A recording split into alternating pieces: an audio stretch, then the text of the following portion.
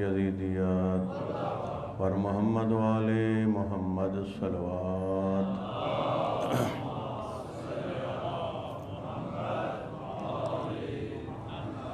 لا حول ولا قوة إلا بالله العلي العظيم بسم الله الرحمن الرحيم الحمد لله رب العالمين والصلاة والسلام على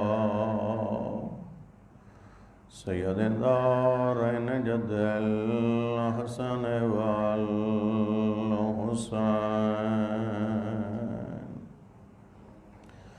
شمس بین القمرین ہادینا وہدی ثقلین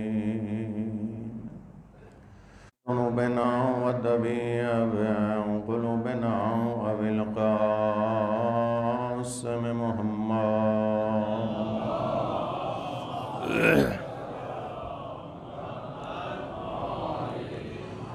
وعلى آل بیتہ الطیبین الطاہرین المعصومین المنتخبین المنتجابین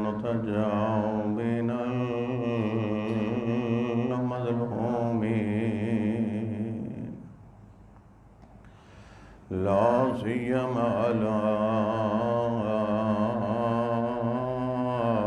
امام زماننا الحجت ابن الحسن العسکری بلند صلوات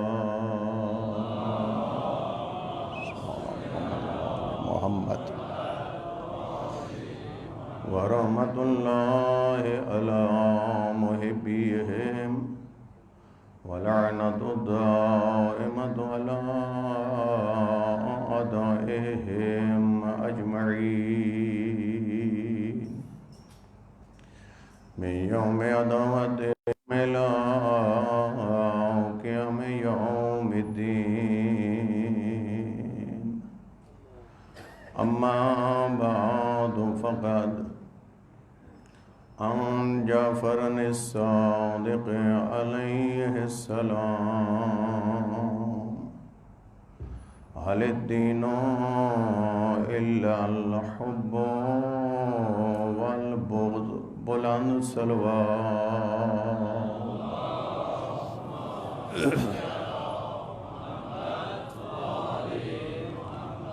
دعاؤں خداوند متعال کی یہ تشریف آوری اپنی درگاہ میں قبول و مقبول فرمائے، دنیا میں معرفت کے ساتھ اہل بیت کی زیارت نصیب فرمائے، آخرت میں شفاعت اہل بیت سے ہمکنار فرمائے۔ جیسا کہ آپ کو معلوم ہے، آج کی یہ مخصوص مجلس بخاری صاحب کے والدین کی سال ثواب کی مجلس سے حاضرین کی خدمت کہ اپنے مرحومین شہدائے مکتب تشیع کے بلندی درجات بخاری صاحب کے والدین کے بلندی درجات کے لیے فرما لیجیے۔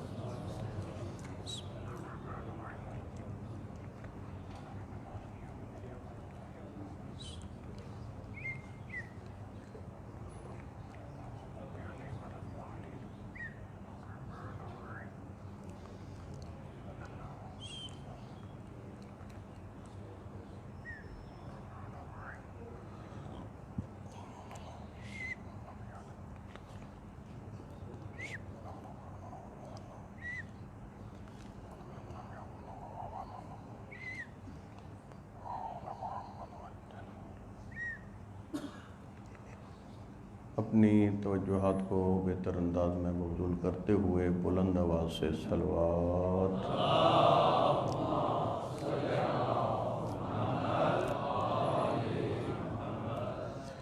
کسی بھی ہستی میں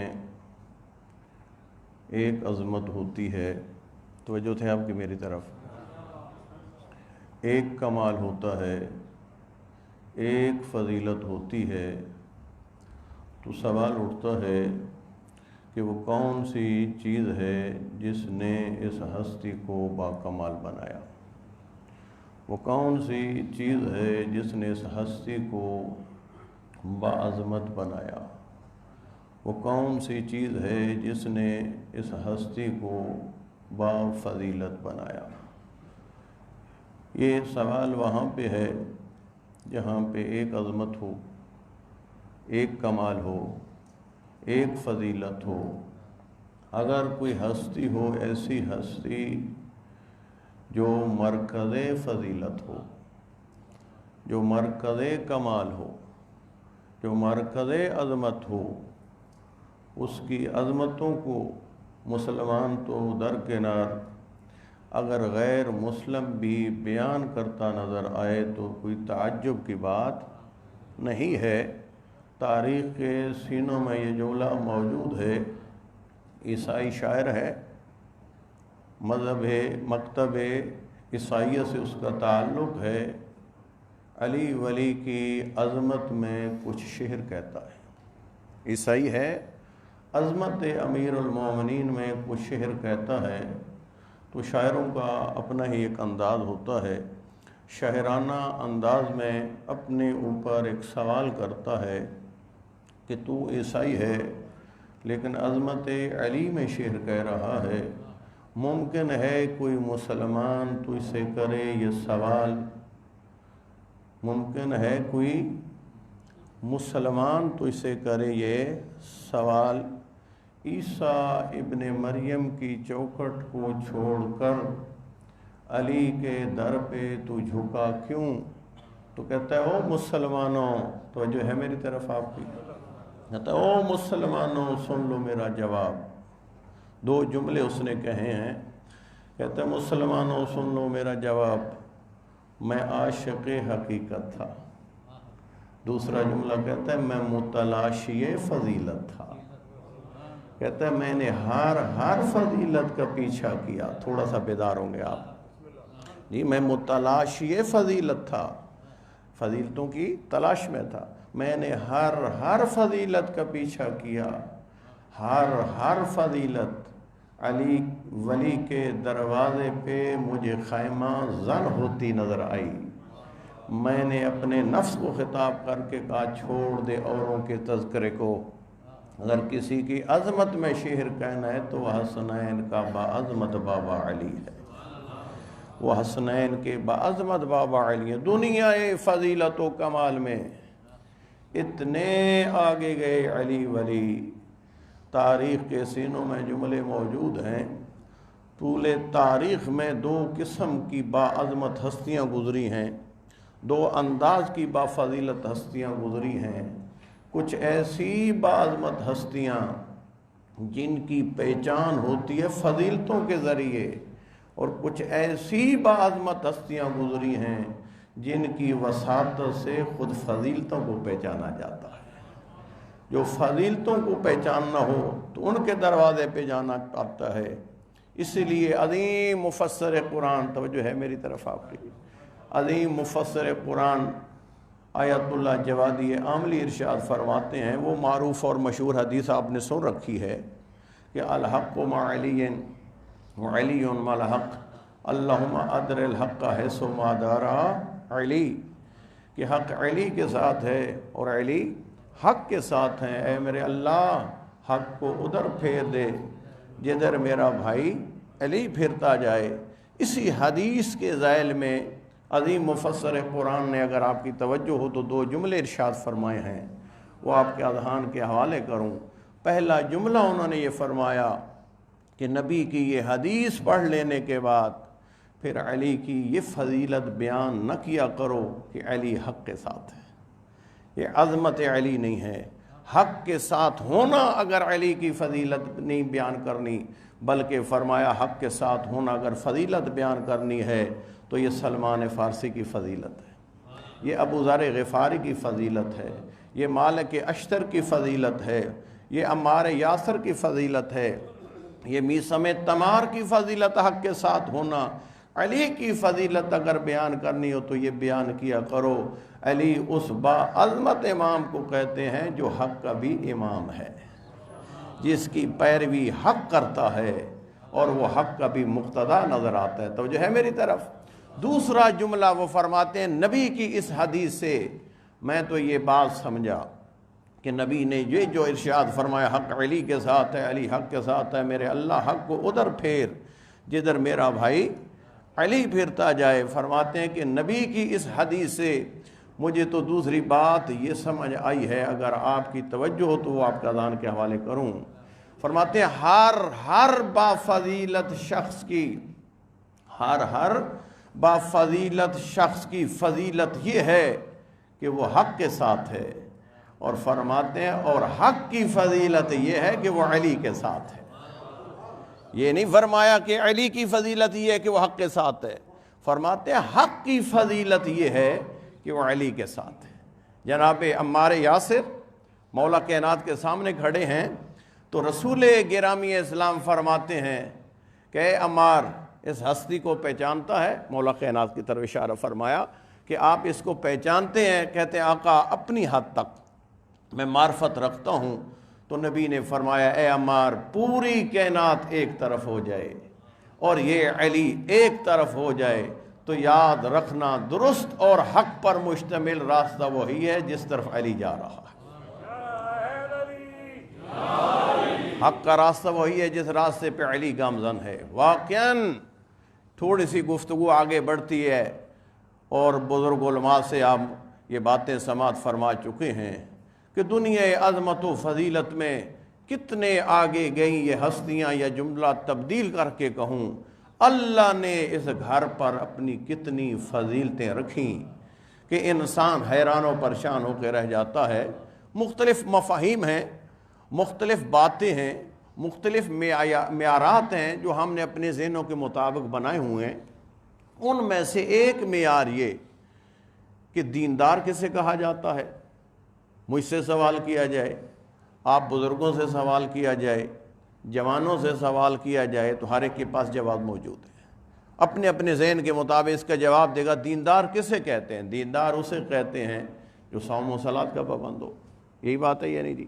دیندار اسے کہتے ہیں جو واجبات کو ادا کرتا ہو، محرمات سے بچتا ہو، اپنے فرائض زکوٰۃ و خمس کو ادا کرتا ہو، یہی ہمارے ذہن میں بات ہے یا نہیں جی؟ دیندار۔ لیکن یہ دروازہ اہل بیت وہ دروازہ ہے جہاں پہ انسان کو فقط کسی بھی وادی کو سمجھنے کے لیے ایک فرمان نہیں ملتا۔ اس جملے کو ذرا اپنے پلے باندھیے گا کہ جس وادی میں آل بیت عصمت و طہارت نے اظہار فرما دیا وہ اس وادی کا ایک فرمان نہیں ہوتا، وہ اس وادی کا ایک قول نہیں ہوتا، وہ اس وادی کے لیے ایک جملہ نہیں ہوتا، بلکہ اس وادی کو سمجھنے کا بہترین رہنمائی اصول ہوتا ہے۔ اس وادی کو سمجھنے کا بہترین رہنمائی اصول، دینداری کا تصور آپ کے ذہن میں بھی ایک ہے، میرے ذہن میں بھی ہے۔ آئیے صادق امام کے دروازے پر ان سے پوچھتے ہیں دیندار کسے کہا جاتا ہے۔ تیرا اور میرا صادق امام اصول کافی میں ارشاد فرماتا ہے حل تینوں الا الحب والبغض، تمہارے ذہنوں میں دینداری کے کیا تصور ہیں وہ اپنے مقام پہ، جب صادقین کے دروازوں پہ آؤ گے تو اپنے تصورات کے رخ بھی موڑنے ہوں گے جی، اپنے معیارات کو بھی تبدیل کرنا ہوگا۔ فرماتے ہیں دین نام ہے محبت اولیاء اللہ سے، اور دین نام ہے اللہ تعالیٰ سے دشمنی رکھنے والوں سے بغض کرنے سے۔ دین خلاصہ ہو جاتا ہے دو چیزوں میں، ایک محبت اولیاء اللہ اور ایک ان کے دشمنوں سے بغض رکھنا، یہ ہے دین۔ پس انسان نماز پڑھتا ہو لیکن محبت جن کی خدا نے چاہی ہے جی وہ نمازی دنیا والے اسے کہہ سکتے ہیں، لیکن صادق امام کی زبان سے اسے دیندار، توجہ تو ہے میری طرف آپ کی، اسے دیندار نہیں کہا جا سکتا۔ روزوں کا پابند انسان ہو، ہر سال حج تو زندگی میں ایک دفعہ واجب ہے، ہر سال حج پہ جاتا ہو، تیری اور میری نگاہ میں وہ بڑا دیندار ہوگا، لیکن صادق امام کے فرمان کے مطابق وہ دیندار نہیں ہو سکتا۔ دیندار انسان اس وقت بنتا ہے جب صادق امام کے فرمان کے مطابق دل میں ان کی محبت بسائے جن کی محبت رکھنے کا اللہ نے حکم دیا ہے، اور دل میں ان کا بغض رکھتا ہو جن کا بغض رکھنے کا اللہ نے حکم فرمایا ہے۔ یہ معیار ہے دین فہمی کا، کہیں بات کہیں اور رخ نہ پکڑ جائے۔ آپ کو معلوم ہے ایک فرمان بیان ممبر سے ہوتا ہے تو لوگ اپنے مطابق اس کے نتیجے لیتے ہیں۔ یہاں پہ کیا مطلب ہوا کہ فقط محبت، جس کو تولا و تبارہ ہم کہتے ہیں، محبت و بغض کہتے ہیں، حب و بغض میں خلاصہ ہو جائے گا دین؟ تو کیا پھر نماز کی ضرورت کیا نہیں ہے؟ روزوں کی ضرورت نہیں ہے؟ کیا حج و زکوٰۃ و خمس کی ضرورت نہیں ہے؟ نہیں میرے دوست، آئیے ذرا نہج البلاغہ میں کہ محبت آل بیت کی کیا حیثیت ہے دین میں، نماز روزہ حج زکوٰۃ کی اہمیت کیا ہے دین میں۔ تیرا اور میرا کائنات کو توحید کے رموز و اسرار سکھانے والا امام دوسرے خطبے کے آخری پہرے میں نہج البلاغہ میں ارشاد فرماتا ہے، کون اہل بیت؟ میرا آقا فرماتا ہے، ہم اساس الدین و عماد الیقین۔ اہل بیت وہ ہیں جو اللہ کے دین کی بنیاد ہیں، جو اللہ کے دین کی اساس ہیں۔ کیا مطلب؟ میں جو معصوم کا یہ فرمان سمجھا ہوں، اگر یہی جملہ ایک نورانی کلام جو عظیم علی کی زبان پہ جاری ہوا یہ سمجھ میں آ جائے تو انسان کو محبت آل بیت کا دین میں کیا مقام ہے، نماز روزہ حج زکوٰۃ کا کیا مقام ہے، سمجھ میں آ جاتا ہے۔ جب آقا فرماتے ہیں آل بیت دین کی بنیاد ہیں، گویا کہ یہ ارشاد فرماتے ہیں دین ایک درخت ہے جس کی جڑ کا نام محبت آل بیت ہے، اور جس کے آگے شاخیں، جس کے آگے پتے یہ فروع دین کی شکل میں ہیں، کوئی نماز کی شکل میں، کوئی روزے کی شکل میں، کوئی حج کی شکل میں، کوئی صوم و صلات کی شکل میں، کوئی زکوٰۃ و خمس کی شکل میں۔ اور یہاں ہی رک کر ایک جملہ کہوں گا، جب دین ایک درخت ہے، اس کی جڑ کا نام، اس کی اساس کا نام، اس کی بنیاد کا نام آل بیت عصمت و طہارت کی ولایت و محبت ہے، اور اس کی شاخیں، اس کے پروبال کیا ہیں جی؟ یہ فروع دین۔ تو پھر آپ نے آج تک کہیں دیکھا کہ مالی اپنے باغ میں اگر دیکھنا ہو کہ اس درخت کی جڑیں، توجہ ہے میری طرف آپ کی، اس درخت کی جڑیں مضبوط ہیں یا کھوکھلی ہیں، کہ اس نے کھودا ہو آ کر درخت کے آ کر بنیادوں کو اور جڑوں کو کھود کے جا کے دیکھا ہو کہ اس کی جڑیں مضبوط ہیں یا کھوکھلی ہیں، یا آپ کا کیا خیال ہے مالی جو ہی آ کر درختوں کے کنارے پہ کھڑا ہوتا ہے تو درختوں کو دیکھ کر اسے پتہ چل جاتا ہے کس کی جڑیں مضبوط ہیں اور کس کی جڑیں کھوکھلی ہیں؟ کہاں سے پتہ چلتا ہے؟ پریشان ہو گئے ہیں آپ لوگ، کہاں سے پتہ چلتا ہے کہ جڑیں کھوکھلی ہیں یا مضبوط ہیں؟ اس کو درخت کے اگر ہرا ہے، سرسبز و شاداب ہے، پھلدار ہے تو پھل لگا ہوا ہے اور پجمردہ پھل نہیں ہے اوپر، وہاں سے سمجھ جاتا ہے کہ اس کی جڑیں بڑی مضبوط ہیں۔ اور اگر دیکھتا ہے کہ پجمردہ ہے درخت اور ہرا بھرا نہیں ہے، مرجھایا ہوا ہے اور کچھ ٹہنیاں خشک کچھ تر و تازہ ہیں، یہ حال دیکھ کے سمجھ جاتا ہے اس کی جڑوں میں کوئی مشکل ہے۔ تو قبلہ اسی طرح اگر نماز روزہ حج زکوٰۃ میں کہیں سستی نظر نہیں آتی تو یہاں سے سمجھ میں آتا ہے کہ محبت آل بیت کتنی گھر کر چکی ہے۔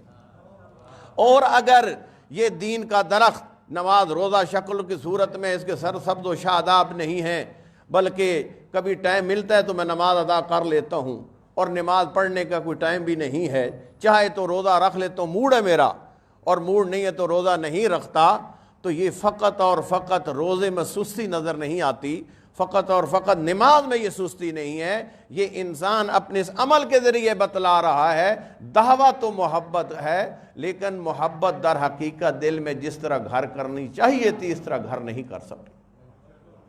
ہمیشہ آثار سے پہچانا جاتا ہے ان چیزوں کو جن کو آنکھوں سے دیکھا نہیں جاتا، آثار۔ اللہ کو ہم آنکھوں سے دیکھ نہیں سکتے، آثار سے پہچانا۔ محبت بھی انہی چیزوں میں سے ہے جس کو آنکھوں سے دیکھا نہیں جا سکتا، آثار سے پہچانا جاتا ہے۔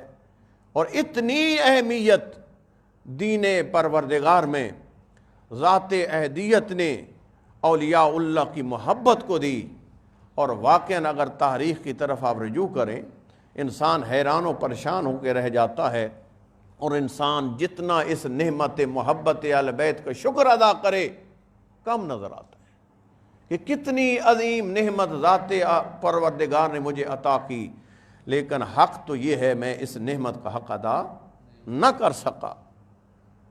دور نبی تھا، نبی مکرم اسلام، توجہ ہے میری طرف آپ کی، نبی مکرم اسلام مسجد نبوی میں تشریف فرما ہے۔ اتنے میں ایک جنازہ اٹھا، تشییع جنازہ ہو رہی تھی، جنازہ اٹھا کے لے جا رہے ہیں پیچھے مسلمان، کلمہ شہادتین پڑھتے جا رہے ہیں۔ نبی مکرم اسلام کی جو ہی اس جنازے پہ نگاہ پڑی، آپ فوراً مسجد سے باہر آئے، تشییع جنازہ میں شریک ہوئے۔ جو ہی تشییع جنازہ میں شریک ہوتے ہیں، حسنین کے نانا حکم فرماتے ہیں، اے جنازہ اٹھانے والو جنازے کو رکھ دو۔ تو جو ہے میری طرف، جنازے کو رکھ دو۔ حکم نبی مکرم اسلام سے اس مسلمان کا جنازہ رکھ دیا گیا۔ آپ نے فرمایا اس کے چہرے سے کپڑا ہٹاؤ، چہرے سے کپڑا ہٹایا گیا۔ نبی مکرم اسلام نے دیکھا ایک سیاہ حبشی غلام ہے جس کا یہ جنازہ ہے۔ اتنے میں اس کے جنازے پہ کھڑے ہو کر، توجہ کیجئے گا ذرا، قدر اس محبت اہل بیت کی کیا ہے، مقام اور منزلت محبت اہل بیت کی کیا ہے۔ حسنین کے نانا فرماتے ہیں کہ آپ میں سے جتنے تشییع جنازہ میں آئے ہوئے تھے نا، فرمایا آپ میں سے کوئی ہے جو مجھے اس مرنے والے کا تعارف کروائے، یہ کون تھا؟ میں تو کہا کرتا ہوں، یہ جملہ اس واقعے کا حصہ نہیں، یہ میرا جملہ ہے کہ کوئی نہ بولا اس بزم میں، اگر بولا تو وہی جو ہر میدان میں بولا۔ تاریخ کہتی ہے، امیر کائنات فرماتے ہیں یا رسول اللہ اگر اجازت ہو تو میں تعارف کراؤں اس کا۔ جی مولا کائنات فرماتے ہیں یا رسول اللہ اگر مجھے اجازت ہو تو میں تعارف کرواؤں۔ میرے آقا فرماتے ہیں علی تعارف کرو، کون ہے؟ کہا آقا مجھے تو اتنا علم ہے، جب کبھی میں مدینہ کی گلیوں میں آ رہا ہوتا تھا اور آگے سے یہی سیاہ غلام آ رہا ہوتا تھا، مجھے دیکھ کے قدم روک لیتا تھا، مجھے دیکھ کر میرے احترام میں قدم روک لیتا تھا اور سر جھکا دیتا تھا۔ ایک بایاں ہاتھ اپنے سینے پہ رکھتا تھا، بایاں ہاتھ اپنے سینے پہ رکھتا تھا اور دائیں ہاتھ کے انگشت شہادت کے ذریعے میری طرف اشارہ کر کے کہتا تھا السلام علیکہ یا امیر المومنین، کہ مومنوں کے امام تجھ پر میرا سلام ہو۔ یا رسول اللہ ایک جملہ مجھے اس انداز میں سلام کرتا تھا اور پھر اپنا رخ آسمان کی طرف کرتا تھا۔ پھر دوسرا جملہ کیا کہتا تھا؟ آسمان کی طرف رخ کر کے کہتا تھا میرے اللہ گواہ رہنا میں تیرے اس علی سے حقیقی محبت رکھتا ہوں، اے میرے اللہ گواہ رہنا میں تیرے اس علی سے حقیقی محبت رکھتا ہوں۔ ادھر سے ولی نے، حقیقی جانشین نے اس مرنے والے کا دو جملوں کے ذریعے تعارف کروایا، ادھر حسنین کے نانا نے ایک جملہ ارشاد فرمایا، اگر آپ بیدار ہوں تو آپ کے اذان کے حوالے کروں۔ حسنین کے نانا فرماتے ہیں علی اب وہ راز کھل گیا، وہ راز معلوم ہو گیا۔ پھر بھی بز میں مصطفیٰ میں کوئی نہ بولا، پھر علی بولے آقا کون سا راز؟ میرے آقا فرماتے ہیں علی جو ہی میں اس کے تشییع جنازہ میں شریک ہوا، میں نے دیکھا 4000 فرشتے اس کے جنازے میں شریک ہیں۔ میں دیکھ رہا تھا کہ کون سا اس کا عمل ہے جس کی وجہ سے اللہ نے 4000 فرشتے کو بھیجا اس کے تشییع جنازہ میں۔ اب راز کھل گیا علی، وہ تیری محبت ہے جس کی وجہ سے اللہ نے اس کو جس کی وجہ سے اللہ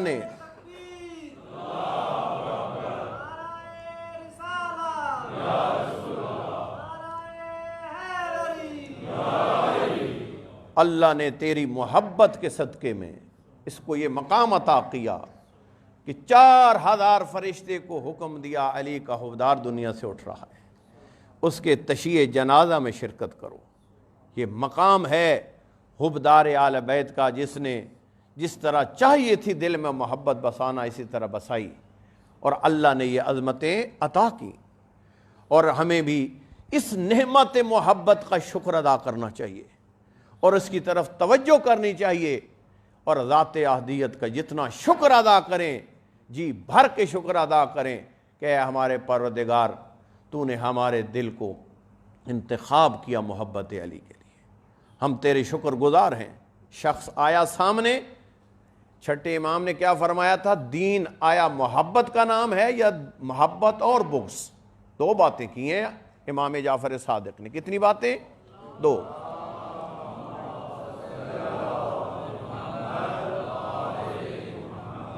حل الدین الا الحب والبغض، کیا دین محبت اور بغض کے علاوہ کسی چیز کا نام ہے؟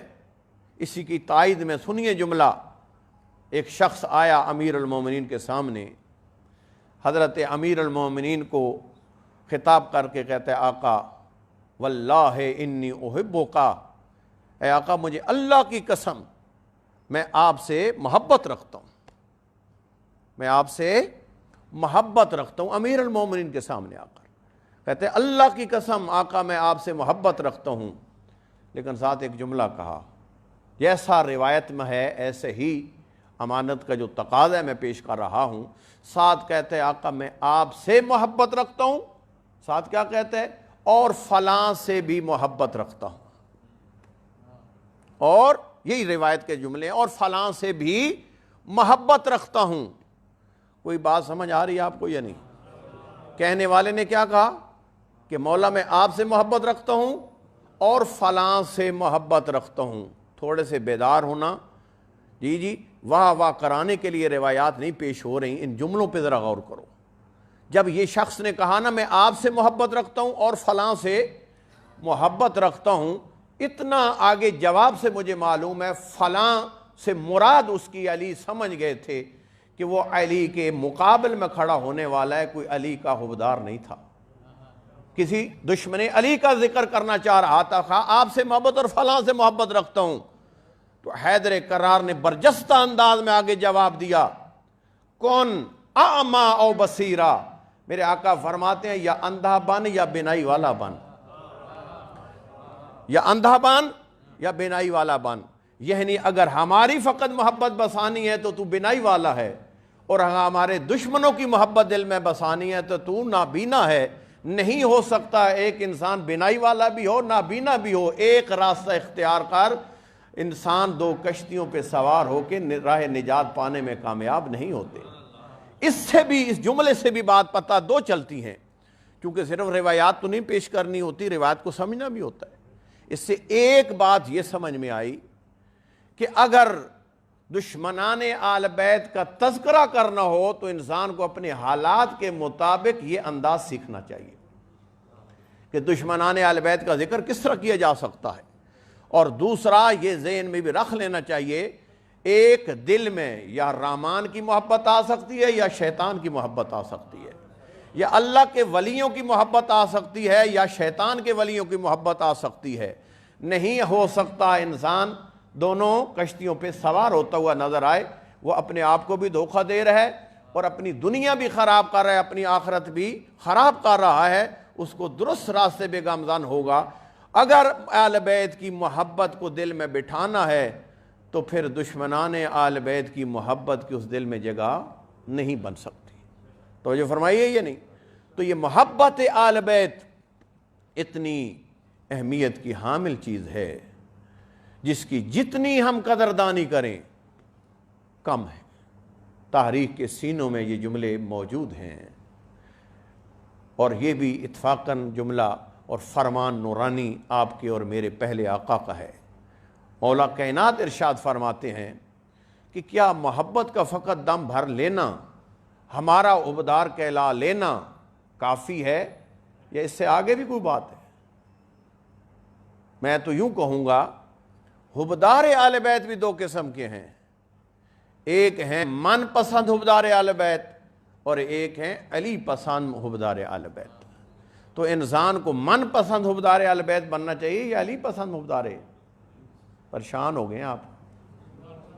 من پسند ہم نے حبدار علی بننا ہے یا علی پسند حبدار علی بننا ہے؟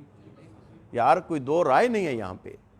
میں تو یہ جملے ممبر پہ کہا کرتا ہوں کہ اتنا عظیم علی جو شخص امام کی شکل میں رکھتا ہو، اسے نہ عقیدہ توہین اپنے ذہنوں کے مطابق بنانے کی ضرورت ہے، نہ عقیدہ رسالت اپنے ذہن کے مطابق بنانے کی ضرورت ہے، نہ عقیدہ ولایت و امامت اپنے ذہن کے مطابق بنانے کی ضرورت ہے۔ اسے صدق کے دل سے جھک جانا چاہیے علی کے دروازے پر۔ علی ولی اسے بتائیں گے کہ عقیدہ توحید کیا رکھنا ہوتا ہے، عقیدہ رسالت کیا رکھنا ہوتا ہے۔ حتیٰ یہ بھی خود آ کے مولا علی سے پوچھو، اے علی تجھے ماننا ہے تو کس طرح مانا جائے۔ مولا کائنات جس طرح ہمیں رہنمائی کر سکتے ہیں کوئی اور رہنمائی نہیں کر سکتا۔ سنیے، ایک ہے من پسند حبدار اہل بیت، وہ ماشاءاللہ ہم سارے ہیں جی، ایک ہے علی پسند حبدار اہل بیت۔ ایک جملہ آپ کی اذہان کے حوالے کروں کہ مولا کسے حبدار کہہ رہے ہیں؟ میرا آقا ارشاد فرماتے ہیں من احبنا فلیعمل بعملنا۔ میرا آقا ارشاد فرماتا ہے جو ہماری محبت کا دم بھرتا ہے اسے چاہیے کہ فقط زبان سے دعوے محبت نہ کرے بلکہ اپنے عمل کے ذریعے بھی ثابت کرے میں کس کا حبدار۔ فلیعمل بعملنا، اسے چاہیے ہم آل بیت کا عمل بھی اختیار کرے، اسے چاہیے ہم آل بیت کے عمل پہ پیرا ہو۔ آل بیت والے عمل سے پتہ چلے گا کہ یہ آل بیت کا حبدار ہے۔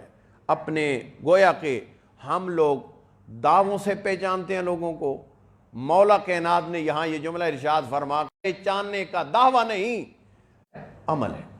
من احبنا فلیعمل بعملنا، جو یہ دعویٰ کرتا ہے کہ ہم آل بیت کے حبدار ہیں انہیں چاہیے اپنے عمل کے ذریعے ثابت کریں، اپنے عمل سے ثابت کریں ہم حبدار آل بیت ہیں۔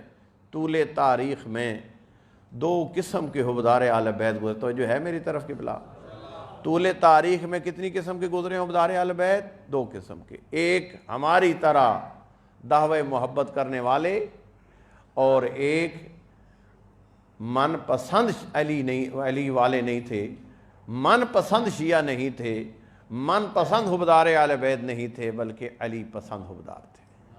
اصل معیار معذرت کے ساتھ یہ ہے جب علی اور اولاد علی یہ کہیں کہ یہ ہمارا حبدار ہے، اور من پسند میں حبدار علی ہوں، اور یہ معیار کہ آل بیت کہیں یہ ہمارا حبدار ہے، بڑا سفر ہے۔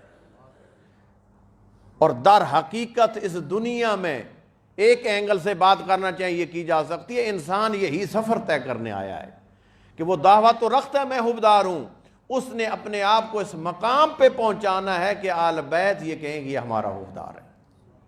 ہم میں سے ہر ایک، چونکہ مجالس کا مقصد ہی یہی ہے جی کہ انسان منزل یقظہ میں آئے، منزل توجہ میں آئے، ذرا غور و خوض کرے تاکہ مومنین کی مجلسوں میں آنے کی حالت اور ہو اور پلٹ کے جانے کی حالت۔ پریشان تو نہیں ہو گئے آپ لوگ؟ مقصد انعقاد مجلس حسین یہی ہے کہ انسان کو خواب غفلت سے بیدار کیا جائے، اس کی توجہ دلائی جائے کہ کس رخ پہ تو جا رہا ہے، نہ تذہبون، کدھر جا رہے ہو؟ کیا تمہارے مولا کا یہی راستہ ہے جس پہ گامزن ہو؟ اگر نہیں ہو تو اس مجلس کے بے طفیل متذکر ہو جاؤ، فوراً خواب غفلت سے بیدار ہو جاؤ اور اپنے رخ کو اس طرف کرو جو علی کی طرف جاتا ہے، جو علی کا راستہ ہے۔ توجہ فرما رہے ہیں یا نہیں؟ آئیے مولا کائنات جو جملہ فرما رہے ہیں من احبنا فلیعمل بعملنا، تاریخ میں کوئی ایسے کردار بھی ہیں جی جنہوں نے اپنے عمل سے ثابت کیا ہے، اور جن کے بارے میں آل بیت نے پھر یہ کہا ہے، انہوں نے خود نہیں کہا ہم آل بیت کے حبدار ہیں، آل بیت نے کہا یہ ہمارے حبدار ہیں۔ تاریخ کے سینے میں بہت سارے کردار ہیں جی، میں آپ کا وقت زیادہ یہاں نہیں لینا چاہتا، دو تین فقط شخصیات کا تذکرہ کرتا ہوں۔ تاریخ میں ایک بلند کردار ہے جس کو دنیا حمران بن آیون کہتی ہے، حمران ہے کے ساتھ، حمران، زرارہ بن آیون اور حمران بن آیون، یہ دو شاگرد ہیں کس کے؟ تیرے اور میرے چھٹے امام کے، امام جعفر صادق علیہ السلام۔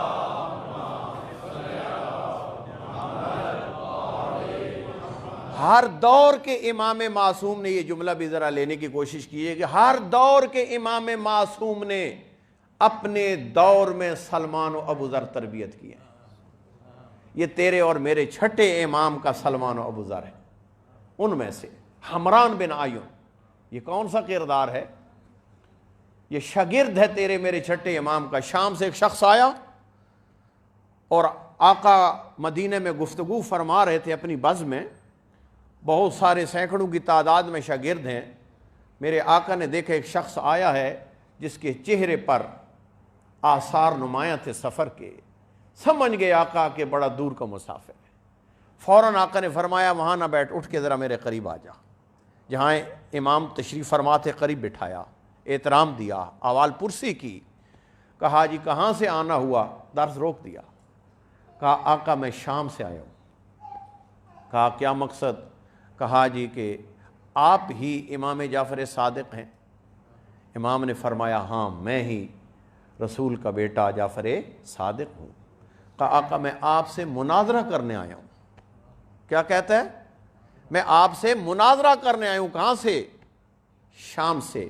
اگر آپ بیدار ہوتے تو ایک جملہ میں کہتا ہوں بغض آل بیت میں ڈوبی ہوئی شام تھی، لیکن پھر بھی علم کی گتھیاں سلجھانے کے لیے ان کو اگر کوئی نظر آتا تھا یا علی نظر آتا تھا یا اولاد علی نظر آتی تھی۔ وہاں شام سے آیا مدینہ میں، کہا میں آپ سے مناظرہ کرنے آیا ہوں۔ میرے آقا نے فرمایا کس بات پہ مناظرہ کرنا چاہتا ہے؟ کہہ رہے جی کہ میں لغت، جو عربی لینگویج ہے، اس لغت کے جو قواعد و ضوابط ہیں اس پہ گفتگو کرنا چاہتا ہوں۔ امام نے فرمایا حمران نزیقہ، حمران بن آیون۔ یہ امام نے ہر موضوع پہ اپنے شاگرد تربیت کا رکھے تھے۔ امام نے فرمایا کہ یہ میرا شاگرد ہے، اس سے مناظرہ کر۔ شام سے آیا تھا شخص، امام سے مناظرہ کرنے کا ذہن بنا کر اس نے اپنی توہین سمجھی کہ امام مجھے اس کے قابل نہیں سمجھے میرے ساتھ مناظرہ کریں، مجھے کس کے حوالے کر رہے ہیں؟ اپنے ایک شاگرد کے۔ انکار کر دیا، کہا حضور میں ان کے ساتھ توجہ ہے میری طرف آپ کی، میں ان سے مناظرہ نہیں کروں گا، میں حضور آپ سے مناظرہ کروں گا۔ امام نے پھر فرمایا کہ اس حمران جو میرا شاگرد ہے اس کے ساتھ اس موضوع پہ مناظرہ کر۔ دوسرا جملہ، پھر اس نے انکار کیا۔ تیسری مرتبہ، ذرا بیدار ہونا، ہم بھی عاشق امام جعفر صادق ہیں جی، ہم بھی اسی امام کے پیروکار ہیں۔ جملہ سنو، تیسری مرتبہ، یہ میں نے جملے اس لیے انتخاب کیے ہیں، میں نے جو تاریخ اصحاب ائمہ کی پڑھی ہے چند بندے مجھے فقط نظر آئے ہیں جو انگشت شمار ہیں، ایسے سنہری لفظ، واقعی سنہری لفظوں کے ساتھ یہ جملے لکھ کے گھروں میں عویزہ کرنے والے جملے ہیں۔ امام نے کہا او شامی، تو شام سے آیا ہے صادق امام سے مناظرہ کرنے، اور میں تجھے کہتا ہوں میرے شاگرد حمران بن آیون سے مناظرہ کر، اور اس کے لیے تو آمادہ تیار نہیں ہوتا۔ سن، میں کہہ رہا ہوں مناظرہ اسی سے کرنا ہوگا، لیکن اگلی بات سن لے، اگر تو نے مناظرے میں میرے شاگرد حمران بن آیون کو شکست دے دی تو میں جعفر صادق اپنی شکست قبول کر لوں گا۔ اللہ اکبر! اس جملے پہ ذرا غور کرنا، گھروں میں بیٹھ کے غور کرنا کہ حمران بن آیون کی عظمت کا کتنا بڑا جملہ صادق امام نے کہہ دیا۔ ایک یہ، اور ساتھ دیکھیں امام کو اپنے ہاتھوں سے تربیت کردہ لوگوں پہ اعتبار کتنا تھا۔ جی امام فرماتے اگر تو نے اس کو شکست دے دی میں صادق امام اپنی شکست قبول کر لوں گا۔ بالآخر شامی مجبور ہوا، اور کہتے ہیں کہ 2-4 منٹ ہی نہ گزرے تھے، شامی خاموش ہو گیا، خاموش ہو کے امام کی درگاہ میں آیا۔ امام نے فرمایا تو مطمئن ہوا ہے یا نہیں؟ کہتا آقا مطمئن ہو گیا ہوں۔ اللہ اعلم حیث یجعل رسالتہ، یہ اللہ کو ہی علم ہے کہ اپنے الہی عہدے کس مقام پہ رکھنے، یہ اعتراف کر کے گیا۔ دوسرا عظیم کردار اس حوالے سے آپ کو ملے گا، وہ عام ہستی نہیں ہے، وہ میرے 12ویں آقا، میرے 11ویں آقا امام حسن عسکری علیہ الصلوۃ والسلام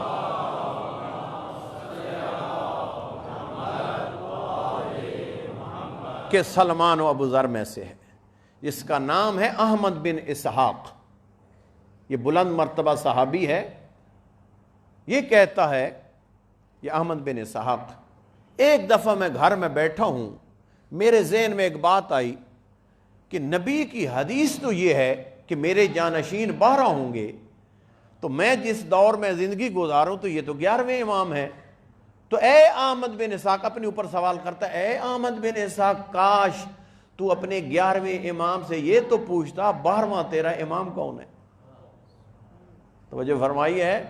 یہ ہیں وہ لوگ جو اپنے عقائد کو درست رخ پہ رکھنے کے لیے ہمیشہ جستجو میں کہ نبی کی حدیث تو ہے 12 جانشین، 11ویں جانشین کے دور میں تو زندگی گزار ہے، تجھے معلوم نہیں ہے تیرا 12واں امام کون ہے، یہ تو پوچھ لے. یہی سوچا اور فوراً چل پڑا. سیرہ پیشویان والے نے یہ جملہ لکھا ہے، اور آ کر دقل باب دیا امام کے دروازے پہ. امام نے فوراً فرمایا احمد بن اسحاق کا ہے، اس کو اندر آنے دو. کوئی پہلے خبر نہیں ہے، امام نے اندر سے فرمایا میرے دروازے پہ احمد بن اسحاق ہے، اسے اندر آنے دو. اس واقعے سے جملے جو میں نے 2 بیان کیے، اس سے کوئی بات آپ کو سمجھ میں آئی ہے؟ احمد بن اسحاق عام شخص نہیں ہے. گھر میں سوچا ایک سوال تو وہ پھر ٹائم نہیں دیکھا، وقت نماز ہو، ہم نے ایک پیش نماز سے بھی مسئلہ پوچھنا ہو، عالم سے بھی مسئلہ پوچھنا ہو تو پہلے کوشش کرتے ہیں ٹائم دیکھیں، ہے یا نہیں جی؟ ہے جی، اس ٹائم پہ ان سے بات ہو سکتی ہے، اس ٹائم پہ بات نہیں ہو سکتی. احمد بن اسحاق تیرے اور میرے 11ویں امام کے اس حلقے کا آدمی ہے، جب چاہتا تھا دربار امامت میں آتا تھا. کردار دیکھیں، سوچا فوراً آیا، اور امام نے فوراً کہہ دیا احمد بن اسحاق دروازے پہ اندر بلاؤ. احمد بن اسحاق کہتا ہے میں جو ہی اندر گیا، میں نے ابھی بات نہیں کی کہ میرا سوال کیا ہے، فوراً امام علیہ الصلوۃ والسلام میرے 11ویں آقا فرماتے ہیں اے احمد بن اسحاق، اللہ نے کوئی ایک لمحہ حیات بھی اس دھرتی پہ ایسا نہیں رکھا جس میں حجت خدا موجود نہ ہو. یہاں سے گفتگو آغاز کی کہ ایسا لمحہ بھی نہیں آیا، ایک لحظہ بھی نہیں آیا کہ اللہ کی دھرتی پہ حجت خدا موجود، توجہ تو ہے میری طرف آپ کی، حجت خدا موجود نہ ہو. اور اے احمد بن اسحاق یاد رکھ، یہ حجت خدا کا صدقہ ہے کہ آسمان سے باران رحمت کا نزول ہوتا ہے. فرمایا یہ حجت خدا کا صدقہ ہے، زمین اپنی نعمتیں ظاہر کرتی ہے. تیسرا جملہ بھی سماعت فرمائیں گے. تیسرا اثر فرمایا حجت خدا کا یہ اثر ہے کہ ہمارے عاشقوں سے مصیبتیں ٹل جاتی ہیں. 3 جملے امام نے فرما کر کہتے ہیں جب حضرت نے یہ گفتگو میرے بات کیے بغیر تمہید باندھی تو میں نے تبسم کیا، تبسم کر کے سر جھکا کے کہا آقا میں بھی تو یہی ایک سوال لے کے آیا ہوں کہ آپ میری رہنمائی فرمائیں، آپ میرے 11ویں امام ہیں، میرا 12واں امام کون ہے؟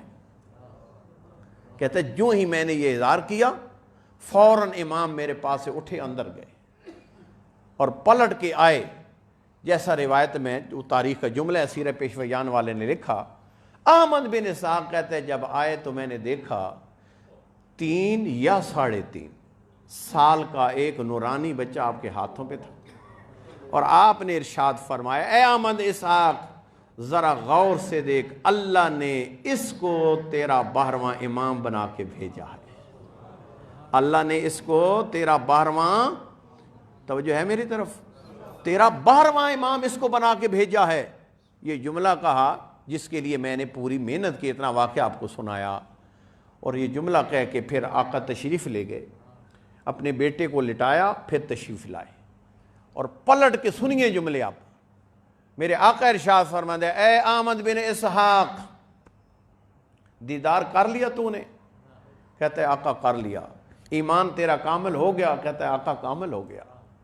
اب سنیے جملہ، امام علیہ الصلوۃ والسلام فرماتے ہیں اے احمد بن اسحاق اگر تو خدا کے نزدیک، میں خطابت نہیں کروں گا، جیسے لفظ چونکہ معصوم کے جملے ہیں ان میں خطابت نہیں ہو سکتی.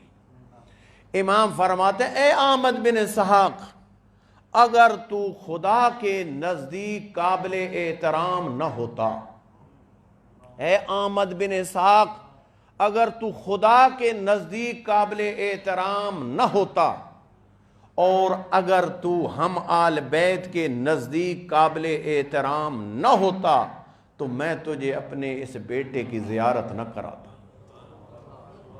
جملے کا وزن سمجھ میں آیا ہے؟ امام معصوم شہادت دے رہا ہے کہ یہ وہ غیر معصوم بلند کردار ہے جو خدا کے نزدیک قابل احترام ہے. اگر تو خدا کے نزدیک قابل احترام نہ ہوتا ہم آل بیت کے نزدیک قابل احترام نہ ہوتا تو تجھے میں اپنے اس لال کی زیارت نہ کراتا. کچھ توجہ فرما رہے ہیں. ایک کردار ہے حمران بن آیون، ایک کردار ہے احمد بن اسحاق. یہ وہ لوگ ہیں جو من پسند شیعہ نہیں تھے، من پسند حبدار اہل بیت نہیں تھے، بلکہ آل بیت پسند حبدار بنے. تیسرا جملہ بھی آپ کے اذان کے حوالے کروں. اٹھا مالک اشتر دنیا سے. نہج البلاغہ میں یہ جملے موجود ہیں. جب اٹھا تو امام نے اس مالک اشتر کی جدائی پہ مرثیہ پڑھا، اور جس میں آپ نے جملہ ارشاد فرمایا مالک و ما مالک، مالک اور دنیا والوں تمہیں کیا معلوم مالک کیا تھا. ایک جملہ امام نے مالک کے بارے میں فرمایا. واقعاً مالک کی دنیا و آخرت سنوارنے کے لیے یہی ایک جملہ کافی. اور معرفت مالک امام کے فرمان سے دیکھیے، آقا ارشاد فرماتے کون مالک، اور دنیا والوں تمہیں کیا معلوم مالک کون تھا. پھر خود آگے فرماتے ہیں میں بتاتا ہوں مالک کون تھا. سنیے جملہ، میرا آقا فرماتے ہیں کان علی کما کنت لرسول اللہ. فرمایا مالک میرے لیے اسی طرح تھا جس طرح میں محمد مصطفیٰ کے لیے تھا. او اللہ کے بندو، مالک کوئی معصوم نہیں ہے، غیر معصوم شخص ہے. اور علی جیسا برحق امام معصوم امام کیا جملہ فرما رہا ہے، میرے لیے یہ مالک جو غیر معصوم تھا اس طرح ہے جس طرح میں محمد مصطفیٰ کے لیے تھا. چھوٹا جملہ ہے جی. تو کیا خیال ہے، ہم معصوم کی عظمتوں کا ذکر کرتے ہیں تو فوراً ہمارے ذہن میں بات آنی بھی چاہیے، تو ہم تو وہ نہیں بن سکتے، وہ تو معصوم ہے. اور اللہ کے بندو، یہ حمران بن آین معصوم تھا، یہ احمد بن اسحاق معصوم تھا جی، یہ مالک اشتر معصوم تھا نہیں. فقط ان میں اور ہم میں فرق یہ ہے، ہم من پسند شیعہ ہیں، وہ علی پسند شیعہ بنے. ہم من پسند حبدار آل بیت ہیں، وہ آل بیت پسند حبدار بن گئے. ہم نے فقط قول کی حد تک، نعرے کی حد تک، زبان کی حد تک آل بیت سے تمسک کیا، اور انہوں نے علی ولی کے اس جملے کو عملی جامہ پہنا کے دکھایا من احبنا فلیعمل بعملنا. جو ہماری محبت کا دم بھرتا ہے تو اسے اپنے عمل سے بھی پھر ثابت کرنا ہوگا، اس کو اپنے عمل کے ذریعے ثابت کرنا ہوگا. اور یہ کبھی خدا نخواستہ شیطان ہمارے ذہنوں میں بات نہ ڈالے کہ ہم اس مقام پہ نہیں جا سکتے، اس مرتبے پہ نہیں جا سکتے. یہ غیر معصوم اس مقام اور مرتبے پہ گئے ہیں، اسی دنیا میں ہی گئے ہیں، انہی حالات میں گئے ہیں. اور بزرگان فرماتے ہیں کسی بھی چیز کے ممکن ہونے کی سب سے بڑی چیز دلیل یہ ہوتی ہے کسی چیز کا واقع ہو جانا. یہ آل بیت پسند شیعہ بن کے ہمیں بتلا گئے، اور دنیا والوں تمہارا راستہ علی والوں کا یہ ہے، اس راستے پہ گامزن ہو. اور وہ چھٹے امام کا فرمان پھر وہ سنا آپ نے علماء سے، یہاں پہ وہ جچتا ہے نا، کونو لنا زینا ولا تکونو علینا شینا. او ہمارے شیعوں، جس بستیوں میں جس ماحول میں رہتے ہو، ہم آل بیت کے لیے وہاں بیس زینت بننا، ہمارے لیے بیس ننگو آر نہ بننا. کیا مطلب تھا کہ 5 وقت کا فقط حبدار آل بیت و نماز پڑھے؟ نہیں، آل بیت یہ چاہتے ہیں کہ اگر مارکیٹ میں بیٹھا ہے اور وہاں پہ 100 دکان ہے اور علی والے کی 1 دکان ہے، تو تیرے اس دکان چلانے کے انداز سے پتہ چلے کہ یہ علی والے کی دکان ہے. یہ آل بیت چاہتے ہیں. ادعوا الناس بغیر السنتکم. مجھ مولوی صاحب کی 100 تقریر مکتب آل بیت کی ترویج کے لیے ایک طرف، اور ایک حقیقی حبدار آل بیت جب بازار میں بیٹھے اور علی کی منشا کے مطابق دکان چلاتا ہے، اس کی دکان چلانے کا عمل ایک طرف ہے جی. یہ ہے مکتب آل بیت کے ترجمان بننے کی کوشش کرو. جب یہ نسبت ہو جاتی ہے آل بیت کے ساتھ تو انسان کی ذمہ داری بڑھ جاتی ہے. انسان کو اس نسبت کا پھر خیال رکھنا ہوتا ہے. امام ایسا ہو جو کائنات کو توحید سکھا رہا ہو، امام ایسا ہو جو کائنات کو رسالت کے عقیدے بتلاتا ہو، اور حبداروں کا حال یہ ہو ان کو پتہ نہ چلے عبد کون ہے اور رب کون ہے. اللہ اکبر.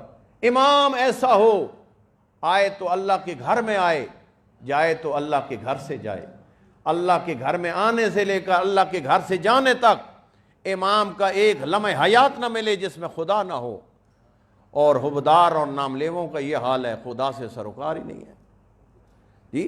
اہل بیت آئے تھے اس دھرتی پہ خدا کی پہچان کروانے کے لیے، ہے یا نہیں؟ اور یہ آپ کی بہار الانوار میں چھٹے امام کے فرامین موجود ہیں۔ میرا آقا ارشاد فرماتا ہے بنا عرف اللہ لولا نہ ما عرف اللہ، فرمایا کائنات نے اگر اللہ کی معرفت حاصل کی ہے تو ہم محمد و آل محمد کے ذریعے کیے۔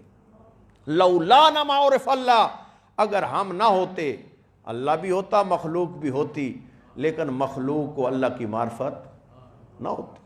اگلا جملہ بھی سن لیجئے، میرا آقا فرماتے ہیں بنا عبد اللہ لولانا ما عبد اللہ، فرمایا کائنات نے خدا کی بندگی کے انداز علی و بطول کے دروازے سے سیکھے، اور اگر ہم نہ ہوتے اللہ بھی ہوتا، مخلوق بھی ہوتی، لیکن اس مخلوق کو خدا کی بندگی کے انداز معلوم ہی نہ ہوتے۔ تو جو فرمائیے یا نہیں، یہ وہ اہل بیت عصمت و طہارت ہیں۔ اور اللہ کے بندو، اسی محبت اہل بیت پر ایک جملہ اور بھی بیان آپ کی خدمت میں کر دیا جائے، کیونکہ محبت پہ چند باتیں کی ہیں۔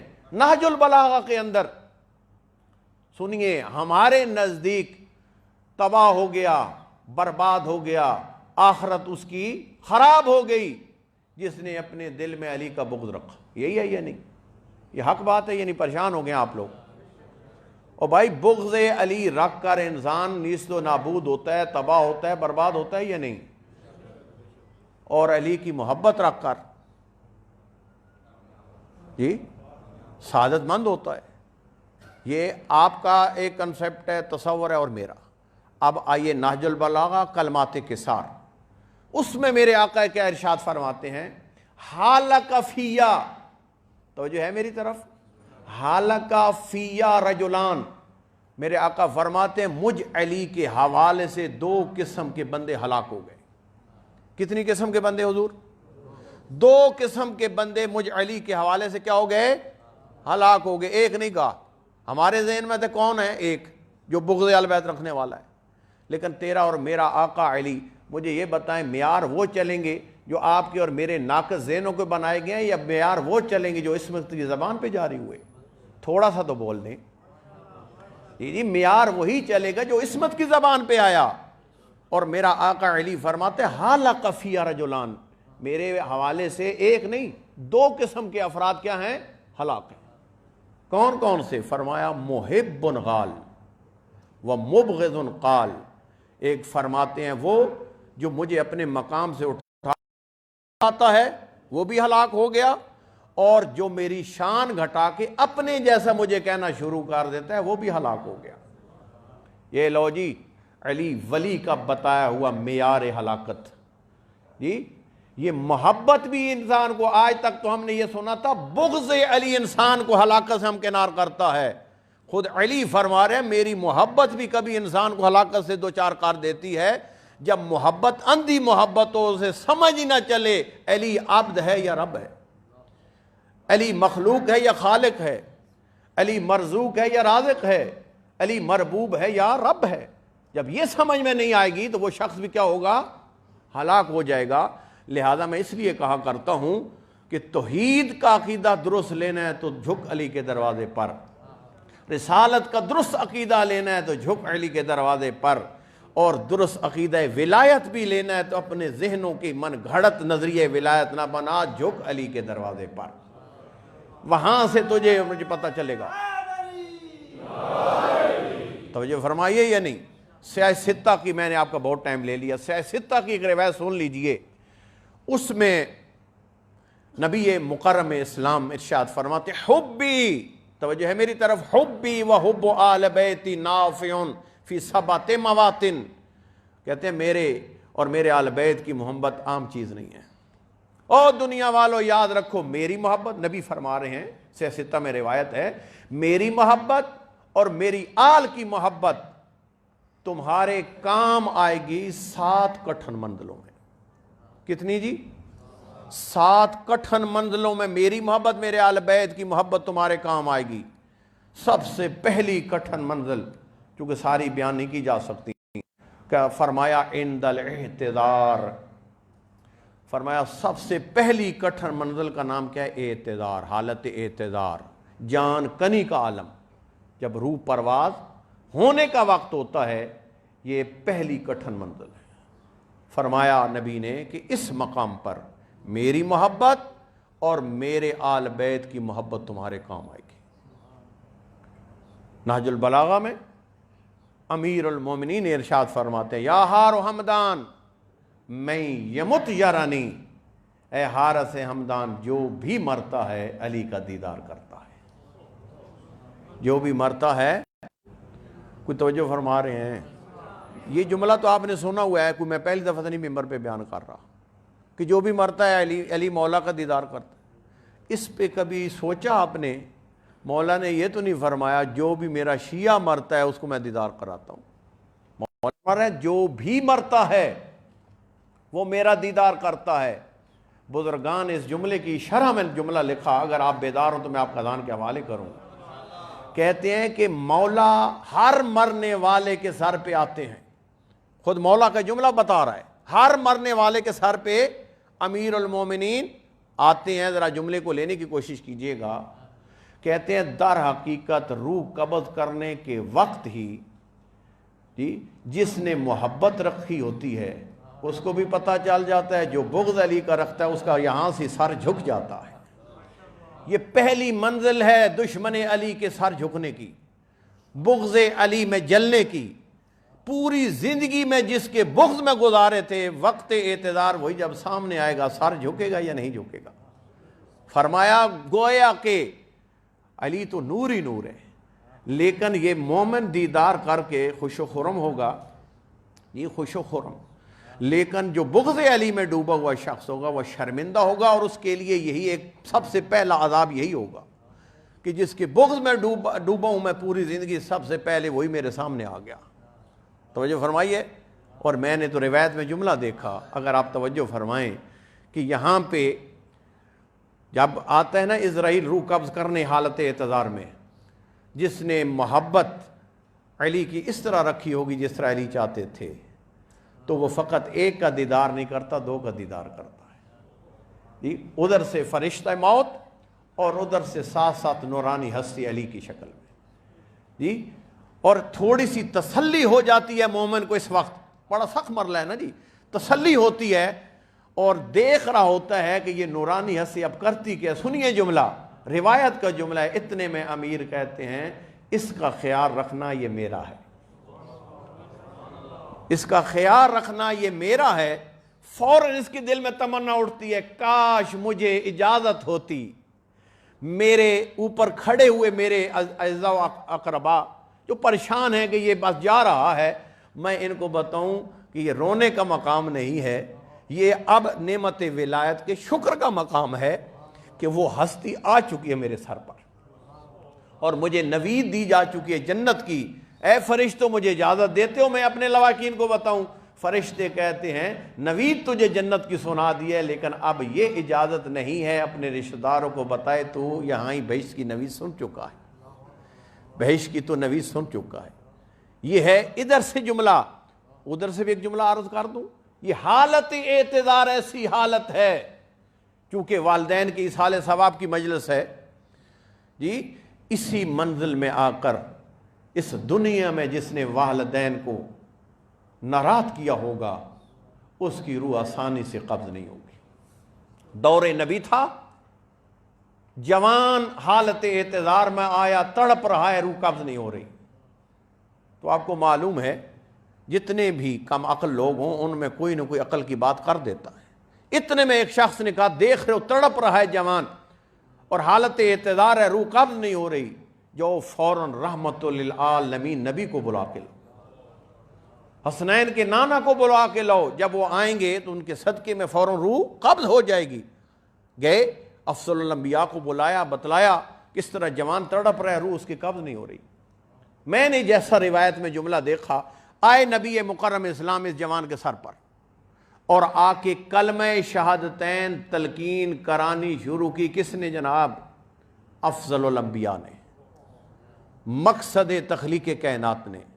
مقصد بعثت انبیاء نے، لیکن اس جوان کو کلمہ شہادتین نصیب نہیں ہو رہا۔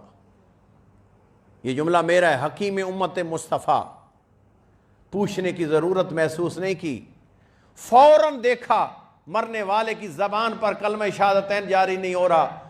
حسنین کا نانا فوراً فرماتا ہے کہاں ہے اس کی ماں؟ فوراً کیا فرماتے ہیں؟ کہاں ہے اس کی ماں؟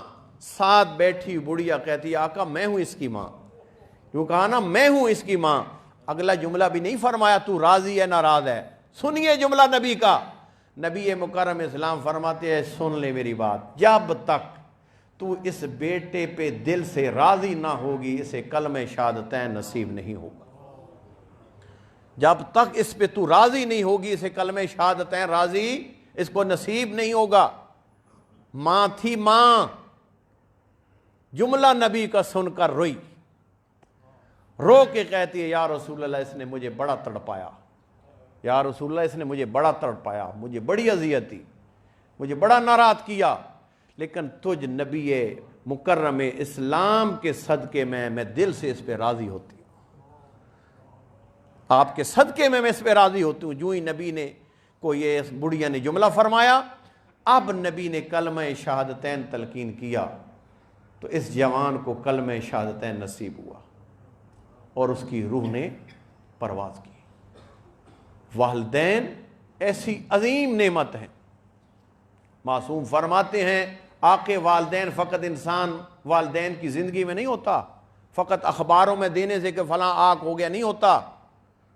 والدین، اس جملے کو ذرا چھٹے امام کا فرمان ہے، اگر پوچھا گیا آقا آقِ والدین انسان کس طرح ہوتا ہے، فرمایا کہ اگر والدین ناحق ناراض ہو رہے ہیں اولاد پر، ناحق تو سمجھتے ہیں نا، وہ درست ناراضگی نہیں تھی، ناراضگی نہیں بنتی تھی، بڑھاپے کی وجہ سے، بزرگی کی وجہ سے ناراض نہ ہونے والی بات پہ بھی ناراض ہو گئے، ناحق والدین ناراض ہو جائیں اولاد پر، اور آگے جواب میں اولاد کی پیشانی پہ بل آ جائیں، اتنا اظہار ناراض کریں والدین کی ناحق ناراضی پر، میرا آقا چھٹا امام فرماتا ہے وہ آقِ والدین میں چلا جاتا ہے، وہ انسان آقِ والدین میں چلا جاتا ہے۔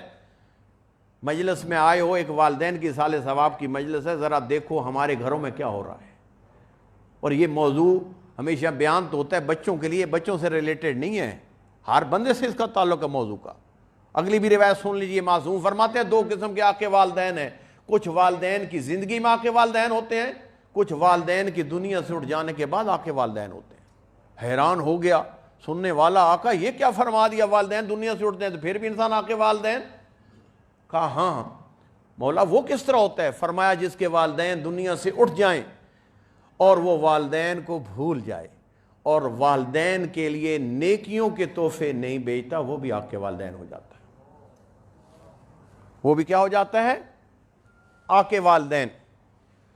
اور فرمایا آقِ والدین کا اثر العقوق یعقب القلہ وذلہ، جو آقِ والدین کے دائرے میں چلا جاتا ہے دو اثر ہے اس پہ، یعقب القلہ ویؤدی ذلہ، ذلت و رسوائی اس کا مقدر بن جاتا ہے، جس کو ہم اپنی زبان میں کہتے ہیں دوسرا اثر، کہ اس کی زندگی میں پوری نہیں پڑتی، کار بھی ہے، کوٹھیاں ہیں، بینک بیلنس ہے، سب کچھ پریشانیوں میں گھرا ہوا ہے اور سمجھ نہیں چلتی کیوں پریشانی ہے۔ دار حقیقت یہ چھوٹی چھوٹی چیزیں ہوتی ہیں جن پہ توجہ نہ دینے کی وجہ سے دنیا کی ساری سہولیات ہونے کے باوجود وہ چین اور سکون نہیں ہے۔ قدردانی کرو میرے عزیزو والدین کی۔ اور واقعاً اللہ کا دین، دو کے دو جملے توسل کے کہتا ہوں مجلس کی تکمیل کے لیے، اللہ مجھے اور آپ سب کو یہ چند باتیں جو کی ہیں اس پہ عمل کرنے کی توفیق عطا فرمائے۔ سب کے والدین اگر زندگی میں ہیں، ہمیں سب کو اپنے والدین کی قدردانی کرنے کی توفیق عطا فرمائے۔ جن کے والدین دنیا سے اٹھ گئے ہیں ان کو جوار ائمہ میں جگہ عطا فرمائے۔ مجھے حکم ہوا ہے بخاری صاحب کی طرف سے تھوڑا سا ذکر مصیبت حسین کے شبیہ رسول کا کیا جائے۔ ہر انسان اپنے اپنے رنگ میں رو رہا ہے اور روتا ہے، لیکن مقتل پڑھتا ہوں، غور کرتا ہوں، آل بیت کی گھرانوں کی ہستیوں کے اگر حالات پڑھو نا تو عزاداروں دو درباروں نے آل بیت کو بڑا رلایا، اور غور کرو مقتل میں تو دو بے موسمی موتوں نے آل بیت کو بڑا رلایا۔ وہ کون سے دو دربار تھے جنہوں نے آل بیت کو بڑا رلایا؟ ایک ماں کا صحابی کے دربار میں جانا اور دوسرا بیٹی کا شرابی کے دربار میں جانا۔ ان درباروں کو آل بیت یاد کر کے ہر دور میں روتے رہے، اور دو بے موسمی موتوں کو میں نے جو کوئی مقتل میں دیکھا ہے، دو بے موسمی موتوں کو یاد کر کر کے آل بیت نے بڑا گریہ کیا۔ ایک موت تھی دختر رسول کی موت، اور عزاداروں دوسری موت تھی شبیہ رسول کی موت۔ عجیب جملے ہیں مقتل کے، جب دختر رسول کی موت کی خبر مسجد نبوی میں حسنین نے آ کے دی، فاتح بدر حنین علی تھا، اتنا عجیب اثر ہوا زہرا کی موت کا علی پر۔ مقتل کہتی ہے قد واقع علی علی الارض، علی مولا زہرا کی موت کی خبر سن کر منہ کے بل گرا۔ وقد غشی علی، علی پر غشی کی حالت طاری ہوئی، اور جب سلام آخر کی صدا مقتل سے اکبر نے دی تو اتنا علامہ اختر عباس فرماتے ہیں کہ جناب زینب کبریٰ فرماتی ہیں میں منظر دیکھ رہی تھی در خیمہ پر، میرا مظلوم بھیا کبھی دائیں چلا جاتا تھا اور میرا مظلوم بھیا کبھی بائیں جاتا تھا، گویا کہ حسین کے سامنے دنیا تاریخ ہو چکی تھی۔ عزاداروں تم نے یہ محسوس نہیں کیا اکبر کا زین چھوڑنا حسین کے لیے کتنا سخت تھا؟ ایک جملہ میں نے معصومہ کم کے دربار میں ایک عالم سے سنا، تمہیں پتہ چلے گا اکبر کی موت کیا ہے۔ کہتے ہیں جب قافلہ پہنچا نا شام کے دربار میں، کچھ سر سے سانگوں پہ سوار، اتنے میں یزید نے یوں سروں کو دیکھنا شروع کیا، ایک سر پہ آ کے یزید جیسے شقی کی نظر رک گئی اور ایک سوال کیا لمن ھذا الراس، اور ذرا کوفیوں مجھے یہ بتاؤ یہ سر کس کا ہے؟ تو جو کربلا کی جنگ میں ظالم تھا نا، اس میں ایک نے کہا ھذا راس علی ابن الحسین، کہتا ہے یہ حسین کا نانے کی شکل والا ایک اکبر تھا اس کا سر۔ تو وہ عالم فرما رہے تھے یزید تھا، یزید سنا جملہ۔ اتنے میں یزید نے ایک سوال کیا کوفیوں ذرا یہ بتاؤ تم نے پہلے اکبر کو مارا یا حسین کو مارا؟ مجھے ذرا یہ بتاؤ پہلے تم نے اکبر کو مارا یا حسین کو مارا؟ جوانوں ذرا سینوں پہ ہاتھ رکھو۔ کوفی کہتے ہیں ہم نے پہلے اکبر کو بے بس ہو کے زین سے اتارا۔ یہ جب جملہ کہا نا تو کہتا ہے پھر حسین کو مارنے کی ضرورت ہی کیا تھی؟ اور جس باپ کے اکبر جیسے بیٹے مارے جاتے ہیں پھر باپ زندہ رہنے کے قابل نہیں رہتے۔ وہی عالم بیان کر رہے تھے جب علی کی بیٹی مدینہ میں پلٹ کے آئی نا حضرت عبداللہ کے گھر، حضرت عبداللہ نے ایک سوال کیا، میں نے مجلس تمام کر دی۔ حضرت عبداللہ نے کہا اے علی کی بیٹی، اے بطول کی بیٹی، میں نے یہ سنا ہے جب حسین کی اکبر نے زین چھوڑی کربلا میں تو حسین سے پہلے تو لاش اکبر پہ پہنچ گئی تھی، کیا یہ بات سچ ہے؟ بتا یہ کیا ہوا؟ تو پردہ دار زینب تھی۔ اتنے میں بی بی نے کہا عبداللہ یہ بات سچ ہے، حسین سے پہلے میں اکبر کی لاش پہ گئی۔ تو اتنے میں عبداللہ کہتا تیری مجبوری کیا تھی؟ بی بی کہتی ہے میری مجبوری تھی، میں نے حال دیکھا حسین کہا، اور میں نے دیکھا اگر اسی حالت میں لاش اکبر پہ جاتا ہے تو میرا بھائی مرنے سے پہلے مر جائے گا۔ اجرکم اللہ۔ اتنا مقتل کہتی ہے عزادارو ہر لاش پہ زہرا کا چاند چل کے آیا۔ ایک کربلا میں جنازہ تھا اکبر کہا جس پہ چل کے نہیں آیا، چند قدم رہے قد ساقط علی الارض، حسین کا، حسین مظلوم کربلا کی زمین پہ گرا، زانو بے زانو بر لاش ہے رسید، اور زانووں کے کونیوں کے باہر اپنے اکبر کی لاش پہ پہنچا۔ اتنا مقتل کہتی ہے کیا دیکھتا ہے؟ سید ابن طوس نے جملہ لکھا حسین دیکھتا ہے، حسین سے پہلے ایک سیاہ۔ اتنے میں زہرا کا چاند کہتا ہے کون ہے عالم غربت میں میرے اوپر رحم کرنے والا؟ اتنے میں بی بی کہتی ہے تیرے مشن کی تکمیل زینب ہوں، مقام زینب عمل حسین سے سمجھو۔ حسین عزادارو اتنا مقتل کہتی ہے جب دیکھنا میری زینب باہر آ گئی اور زہرا کا چاند اکبر کی موت بھول گیا۔ اتنا میں نے مقتل میں پڑھا، اپنی ابا اتاری، زہرا کے چاند نے زینب کے سر پہ رکھی اور یوں کر کے زینب کبریٰ کو خیام کی طرف لے جا رہے تھے. میں کہتا ہوں عمل حسین سے میں جملہ کہہ رہا ہوں، گویا کہ حسین اس عمل کے ذریعے یہ بتلانا چاہ رہے تھے اے اکبر تو ایک اکبر مرا، اب میں زینب کی چادر پہ لاکھوں اکبر قربان کر دوں. میں کہوں گا آقا اب لاش اکبر ہے. آئیے زینب سر پہ چادر تھی، آپ برداشت نہ کر سکے. آقا یہی زینب ہوگی، سر پہ ردا نہ ہوگی، 11 محرم ہوگی اور تجھ غریب کا لاشا ہوگا اور یہی کہتی نظر آئے گی انتا خل حسین